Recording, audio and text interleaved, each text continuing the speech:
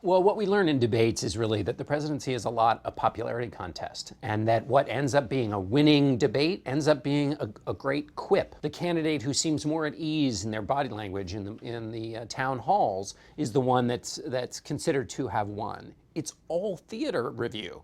It's not who has the strongest answer and commanding, but that's the way voters vote. It's a more emotional process than a reasoned collection of information that leads to some math problem that they do that gives them a sense of who they're going to vote for. In 1984, the first debate, Reagan doesn't do very well. He seems a little disoriented. In 1980, and then in the second debate, he's asked a straight-up question. You already are the oldest president in history, and some of your staff say you were tired after your most recent encounter with Mr.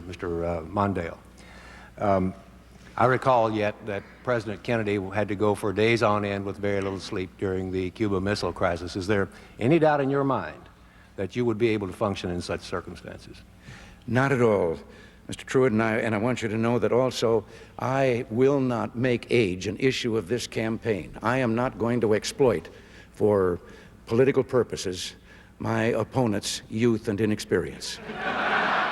So in the cutaway shot, you're looking across Reagan's face and you see Mondale laughing like a regular human being, knowing that it's a great line. And Mondale later said in his interview with Jim Lehrer, he said, that's when I knew my campaign was over. That right then at that moment, that's when I knew it was over. He told his wife apparently that night, that was it. There's no frontrunner with the debates this year, and both candidates have big challenges to overcome. The debates are a chance for them to do that. Hillary Clinton has to fix the fact that a lot of voters don't trust her. Donald Trump has to inhabit the office of the presidency without scaring people. He scares them now. And so the debates are this moment where 100 million plus people are going to be watching.